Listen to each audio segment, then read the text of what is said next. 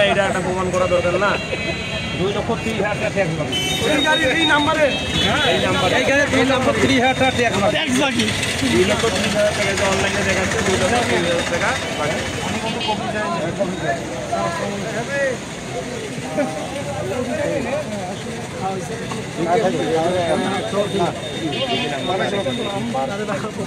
Dhaka metro ব 148323 148323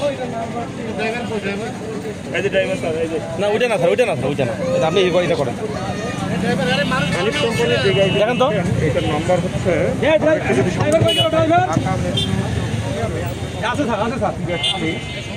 traffic পুলিশের একজন কর্মকর্তা কিছুক্ষণ আগে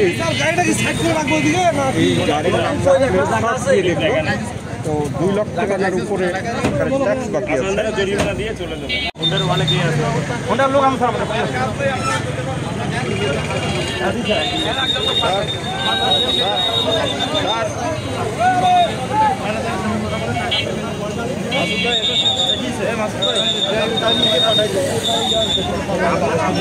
কাগজ নাই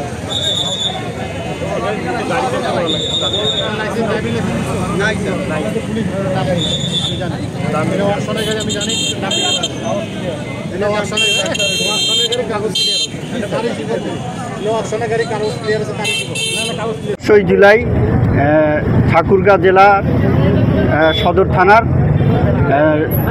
রোড রেল স্টেশন নামক স্থানে বাংলাদেশ সেনাবাহিনী ও ঠাকুরগাঁ জেলা পুলিশ কর্তৃক যৌথ অভিযান পরিচালনা করা হয়।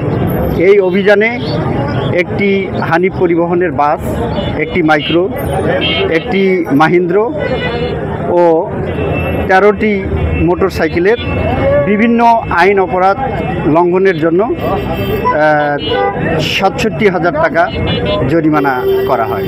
এই জরিমানা পরিচালনায় সেনাবাহিনী আমাদেরকে সর্বাত্মক সহযোগিতা করেছে। জেলা পুলিশের পুলিশ সুপার মহোদয়ের সার্বিক নির্দেশনায় আমরা এই অভিযান অব্যাহত রাখছি।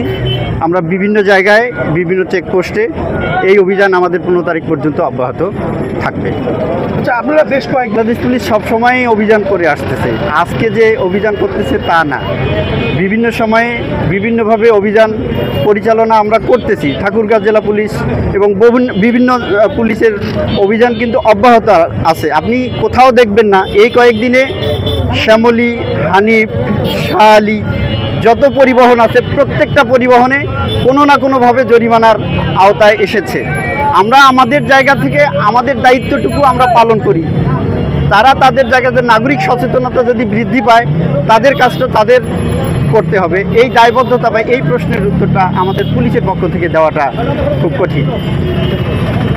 বিষয়গুলো আরও ইজি হচ্ছে সেনাবাহিনীর সহযোগিতায়। যে কোনো জরিমানা থাকলে বা যে কোনো আইনের প্রয়োগটা খুব স্মুথলি করা যাচ্ছে এবং আইন ঠাকুরগাঁ জেলা পুলিশে আইন লঙ্ঘন হচ্ছে না। যে এই যে কোনো বিষয়ে ঠাকুরগাঁ জেলা পুলিশ খুব হচ্ছে যে ঈদ উপলক্ষে, পবিত্র ঈদুল আজহা উপলক্ষে যে কঠোর নিরাপত্তা ব্যবস্থা, নিরাপত্তা চাদরে আমরা ঢেকে রেখেছি এবং আইন সঠিকভাবে পালন করতেছি এবং এটা আমাদের অব্যাহত থাকবে। এই আমি সার্জেন্ট আরেফে রব্বানী, ঠাকুরগাঁ জেলা পুলিশে কর্মরত আছি।